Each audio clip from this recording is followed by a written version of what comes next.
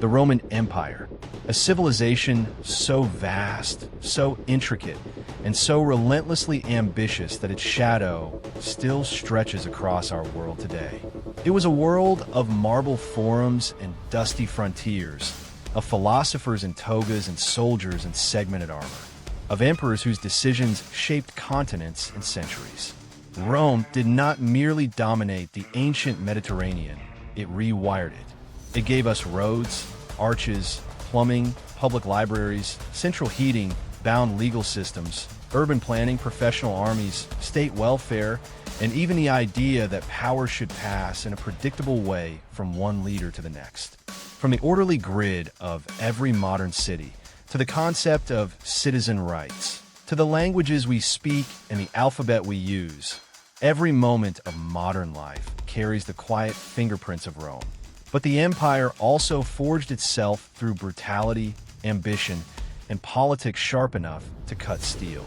And at its center sat a single figure, the emperor, part god, part general, part celebrity, part administrator of a world too large for any one human to truly rule.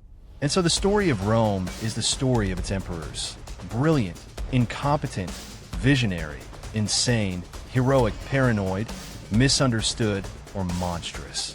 But let's be honest, learning history can be boring. Like dead Wi-Fi boring. Dates, names, more dates, even more names. All of them sounding like they were generated by the same ancient Roman NPC. You try to memorize it once, and 3 days later your brain is like, sorry, the emperor you're trying to recall has been deleted from memory due to insufficient storage. And that's fine, because humans don't remember data.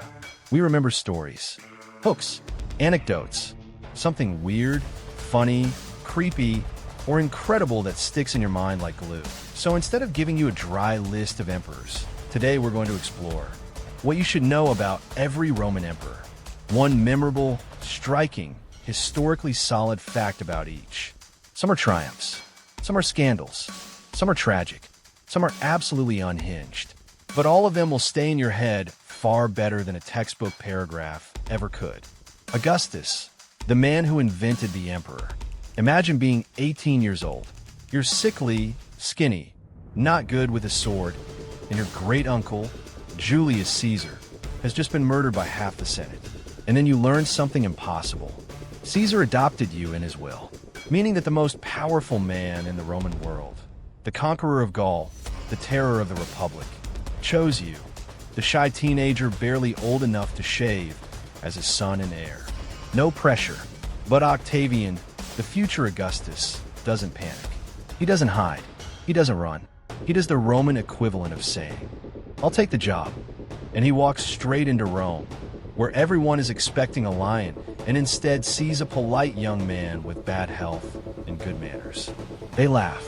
They underestimate him. They have no idea what's coming. Because this unassuming teenager is about to defeat every single person stronger, richer, older, and more powerful than him. The Game of Thrones before Game of Thrones. First, he outmaneuvers Mark Antony, Caesar's seasoned general, not by fighting but by thinking. He spreads propaganda, wins public support, pays the troops, and convinces the Senate that Antony is a threat. Then, the two rivals become allies to defeat Caesar's assassins. Then, naturally, they turn on each other again. Antony teams up with Cleopatra, Queen of Egypt, a superpower partnership. Rome holds its breath. Most people assume Antony will win. Octavian knows better. He unleashes a propaganda war so brutal that modern politicians would blush. He paints Antony as a traitor seduced by a foreign queen. He portrays himself as the humble defender of Roman tradition. And then comes the Battle of Actium, where Octavian's admiral, Agrippa, crushes Antony and Cleopatra's fleet. Their defeat ends centuries of Egyptian independence and clears Octavian's path to supreme power. Antony is dead, Cleopatra is dead, and Octavian stands alone. The man who refused to be king, and so became one. Rome has seen enough dictators. They don't want another Caesar. So Octavian plays the greatest political trick in history. He pretends he doesn't want power, He hands back authority to the Senate. He speaks softly, dresses modestly, and insists he's just the first citizen. Rome is so impressed by his humility that they give him everything. New powers, lifelong authority, control over the army, and a new name, Augustus, the revered one. He creates a monarchy disguised as a republic, a dictatorship wrapped in polite fiction. And everyone goes along with it because it works. The man who rebuilt a city. Augustus famously said, "I found Rome a city of brick and left it a city of marble." Not a boast, a summary. He launched the biggest construction program in Roman history. Temples, forums, aqueducts, theaters, libraries, baths. He filled the city with monuments that still shape the ruins tourists walk today. His mausoleum, a vast circular tomb, was like a personal statement carved in stone. "I'm not just ruling an empire. I'm building something that will outlive all of us." And it did. The puppet master of peace. For 40 years, Augustus holds the empire together with careful reforms, secret police, propaganda poets like Horace and Virgil, social engineering, harsh moral laws, and sheer administrative genius. He creates the imperial family cult. He stabilizes the economy. He reorganizes the army. He uses family drama, including the exile of his own daughter, to keep Rome focused on morality. He invents, piece by piece, the very idea of a Roman emperor, all while maintaining the illusion that he is preserving the republic. His death and the final act of control. When he finally dies at age 75, Romans mourn him like a god. He leaves behind a political structure so solid it will last 300 years, and a cultural legacy that will last 2,000. On his deathbed, Augustus is said to have asked, "Did I play my part well? If so, applaud as I exit." Rome did, and history still is. Tiberius, the emperor who never wanted the crown. If Augustus built the Roman Empire, Tiberius is the man who inherited it and hated every second of the job. He is the most reluctant ruler in Roman history, a man shoved onto the throne by duty, guilt, and the iron will of his stepfather. This is a story of brilliance wrapped in bitterness. The prince who couldn't escape his destiny. Tiberius was born into a chaos-filled age, but he wasn't raised to be emperor. He wasn't Augustus's biological son. He wasn't the popular choice. He wasn't even Plan B. He was more like Plan G. Augustus spent decades grooming other heirs, all of whom died young, mysteriously, or inconveniently. And each time fate crossed another name off the list, Tiberius climbed one step closer to a job he didn't want. He was a brilliant general, a disciplined administrator, a stoic, introverted thinker.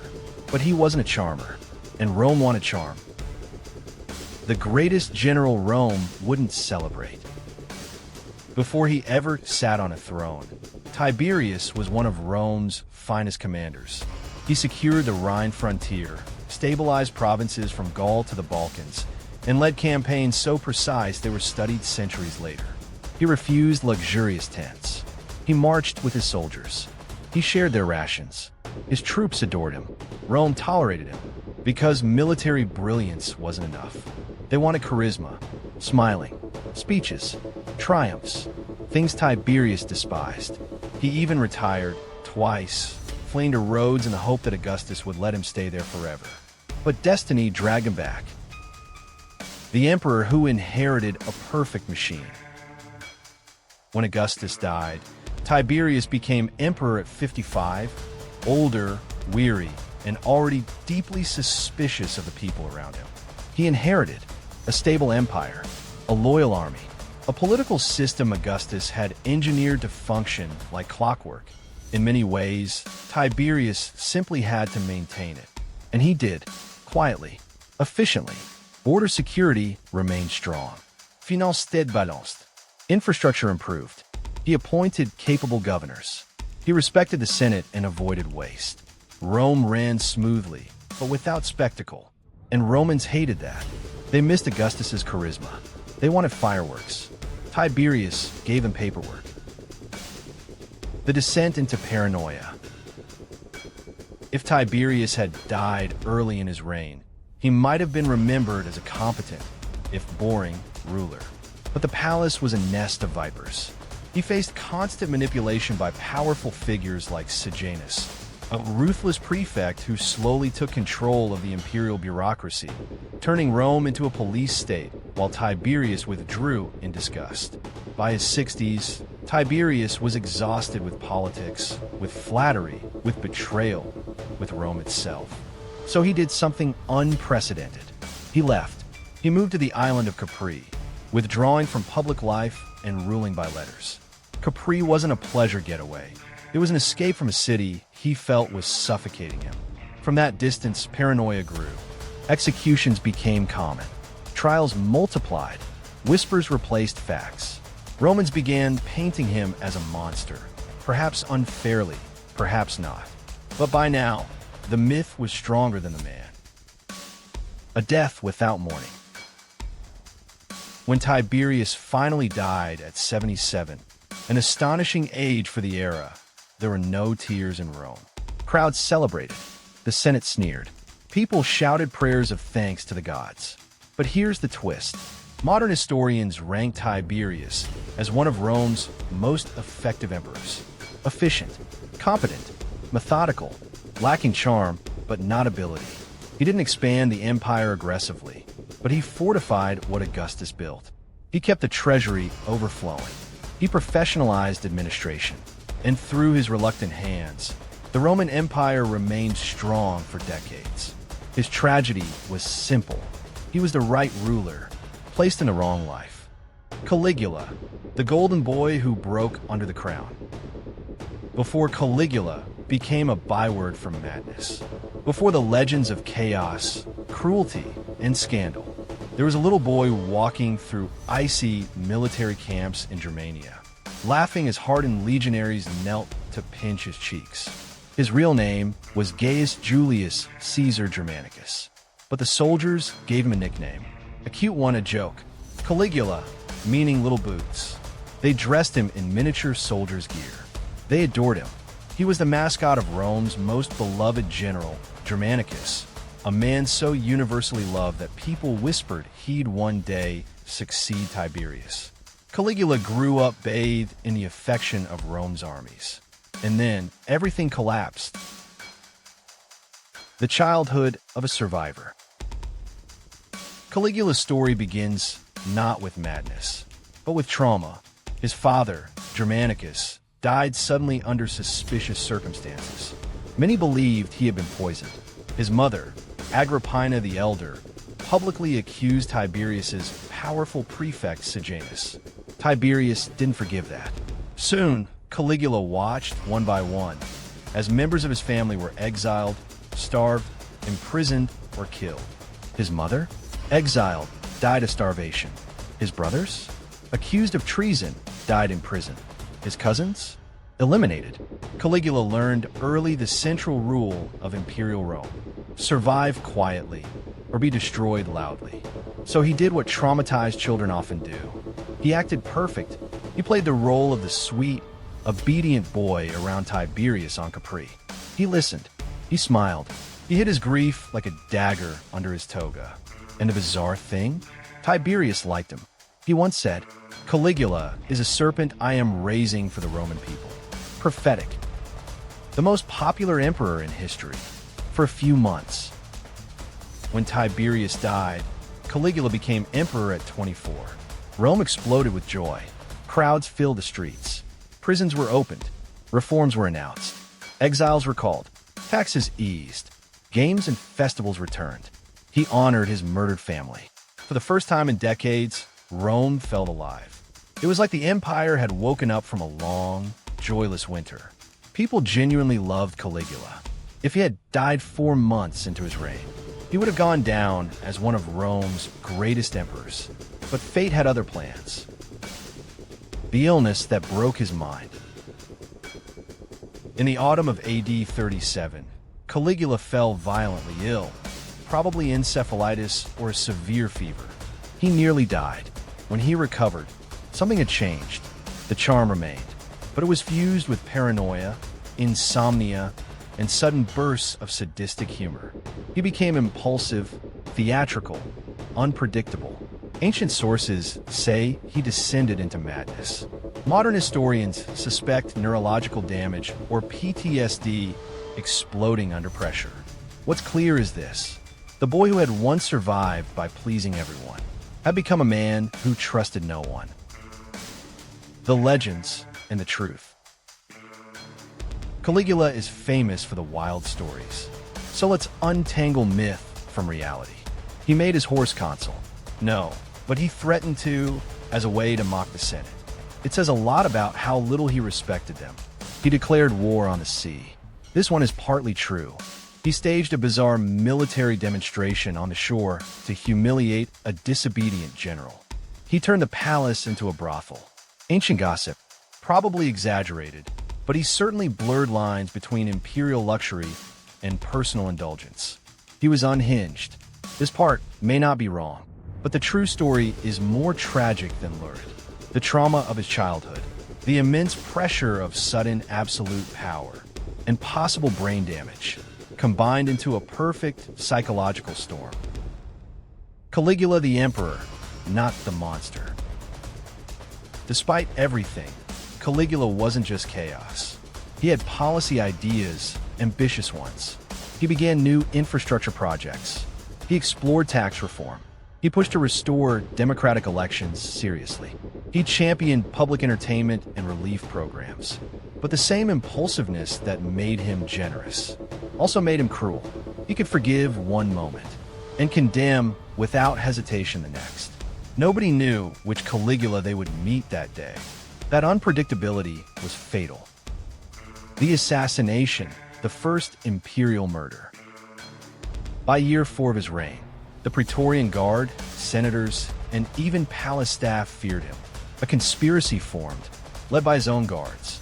One night in January AD 41, Caligula walked through a palace corridor after a performance. There, in a narrow passageway, the assassins attacked. It was quick, brutal, messy. Rome woke up the next morning to whispers. The emperor is dead. His wife and baby daughter were murdered soon after. The dynasty nearly ended. The legacy of a broken child. Caligula is remembered today as a monster, but the real man is more complicated. He was a child shaped by trauma, a young emperor adored and then abandoned by his own mind, a ruler whose early promise was destroyed by the psychological toll of power and loss. He is not the story of madness alone. He is the story of what absolute power does to someone who never had a chance to heal. Claudius, the emperor who was never supposed to be emperor. Before he wore the purple, before he signed decrees, commanded armies, or expanded Rome into Britain, Claudius was the family embarrassment, a stuttering, limping, chronically ill man who lived in the shadow of glamorous relatives. Germanicus, the hero, Agrippina, the martyr, Caligula, the golden child. Rome mocked him. His own family hid him away. He was considered harmless, weak, and nobody, which makes what happened next all the more astonishing. The boy who couldn't stop thinking. Claudius was born with physical disabilities, likely the result of illness in childhood.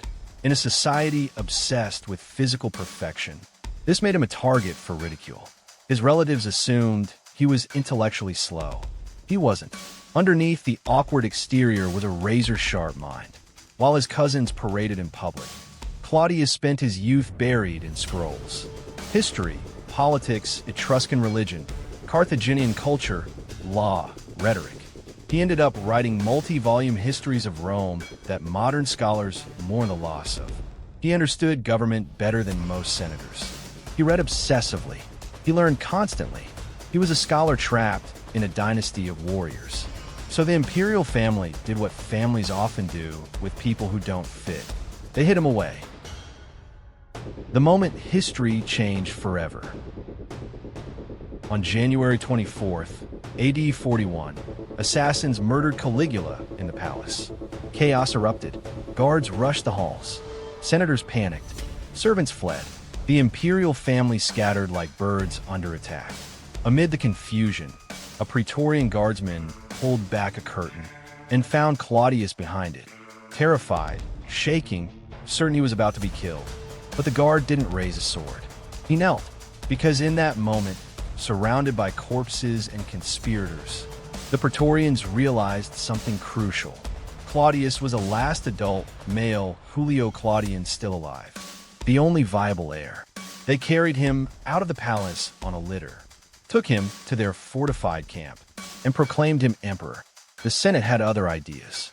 They wanted the Republic restored, but the Praetorian Guard didn't care. Rome woke up the next morning with a new ruler, a man nobody expected to rule anything at all. From laughingstock to legislator. To everyone's shock, Claudius excelled. He tackled the messy parts of government: grain supply, judicial reforms, infrastructure, provincial administration. He sat through endless legal cases, patiently, carefully, and often personally reviewed evidence. Romans joked that being emperor hadn't changed him. He still loved paperwork, but he wasn't just a bureaucrat. He made bold moves.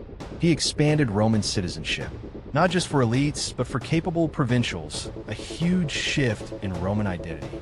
He brought outsiders into government, favoring freedmen and administrators with real talent over snobbish senators. The Senate hated this. Ordinary people loved it. He conquered Britain. No emperor after Julius Caesar had managed it. Claudius did, in person, riding in at a dramatic moment to receive the surrender of tribal leaders. Rome erupted in celebration. Suddenly, the embarrassment of the Julio-Claudians had achieved something even Caesar couldn't finalize. The tragedy of his private life. As brilliant as Claudius was at governing, his private life was a disaster zone. His marriages read like dark comedy. Messalina, his third wife, became infamous for scandal, ambition, and possibly attempting a coup. Claudius executed her, devastated, humiliated. Agrippina the Younger, his fourth wife, was even more formidable. She maneuvered her son Nero into the line of succession, tightened her political power, and dominated Claudius's later years. Ancient sources say she poisoned Claudius with mushrooms. Modern scholars are divided, but the rumors survive for a reason. He trusted too easily. He married disastrously, and his open-hearted nature was used against him again and again. The emperor with a scholar's soul. Claudius died in AD 54, probably in his early 60s. He left behind a stabilized empire, a stronger bureaucracy, a major territorial expansion, one of the most humane administrative records in Roman history, and a reputation no longer defined by disability. History remembers him as not glamorous like Germanicus, not terrifying like Tiberius, not dazzling like Caligula, not dramatic like Nero, but as the unlikely, underestimated, bookish emperor, who turned out to be one of Rome's best. His life carries a simple truth. Brilliance doesn't always look the way people expect, and sometimes the person everyone overlooks is the one who changes history. Nero, the artist who ruled an empire. When people hear the name Nero, they imagine flames, fiddles, decadence, and madness. A villain carved in bronze. But the real Nero is far more complicated. A story of a lonely boy pushed onto a throne. A teenager shaped by ruthless politics. A man torn between two identities. The emperor he was expected to be, and the artist he desperately wanted to be. The orphan who became a prodigy. Nero was born into a storm. His father died when he was young. His mother, Agrippina the Younger, was exiled. He was raised in fear, moved between relatives, overshadowed by palace intrigue. And then, slowly, spectacularly, Agrippina clawed her way back to power. She married Emperor Claudius. She convinced him to adopt Nero. And suddenly, the quiet, artistic boy became heir to the mightiest empire on earth. He was 16 when he became emperor. 16, Most boys that age are getting used to shaving. Nero was presiding over the Senate. The golden years. Nero before the darkness. Here's the surprising truth. The early years of Nero's reign were some of the most stable and prosperous Rome had ever seen. But only because Nero wasn't actually in charge. Real power was held by Seneca, the philosopher, Burrus, the Praetorian prefect, Agrippina, his mother, in the background. Together, they guided the young emperor skillfully. Taxes were revised, corruption reduced, the empire was stable, trade flourished, public works thrived, and Nero? He spent most of his time practicing music, acting, and athletics. Romans didn't mind. As long as Seneca and Burrus ran the state, everything was fine. Then Nero grew up, and everything changed. The world's most powerful teen rebels. As Nero matured, he began pushing back against the people who controlled him. Agrippina tried to dominate him. Nero pushed her away. She threatened to back another heir. Nero cut off her influence entirely. Seneca and Burrus tried to restrain him. He dismissed their advice. What Nero wanted truly intensely was to be an artist, not a general, not a statesman, not a ruler, an artist. He wrote poetry. He sang.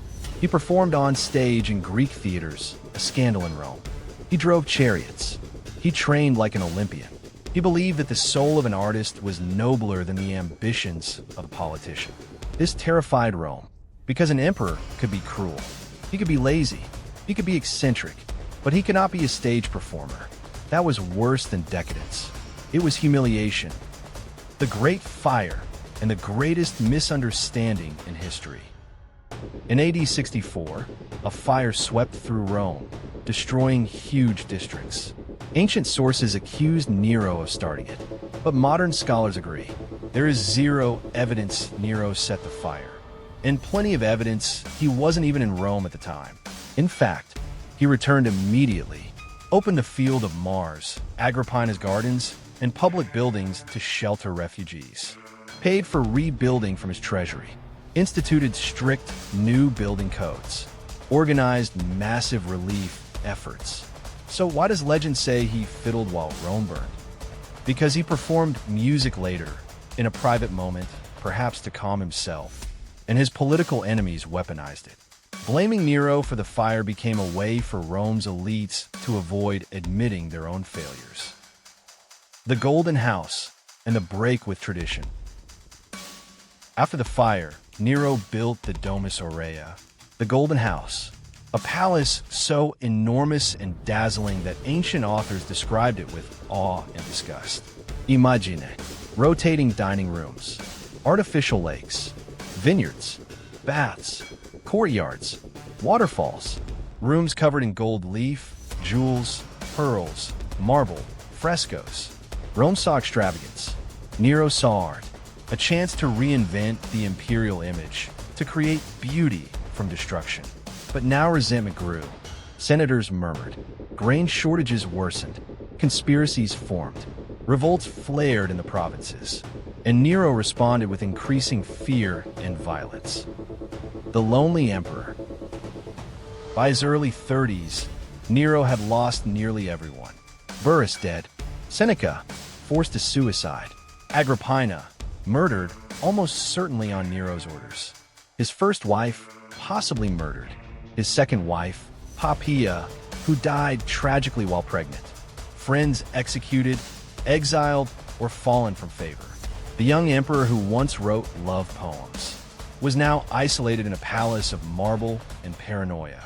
His artistic ambitions grew stranger, competing in Greek festivals, forcing audiences to watch him perform for hours, performing tragedies, singing epics, racing chariots. Rome grumbled. The army grumbled. The Senate whispered. The empire that had once embraced the charming golden boy now saw a distant figure spiraling into insecurity. The revolt and the end of the Julio-Claudians. When a revolt in Gaul gained traction and the legions refused to declare loyalty, Nero realized the truth. He was emperor of a world that no longer wanted him. Friends abandoned him. Guards deserted him.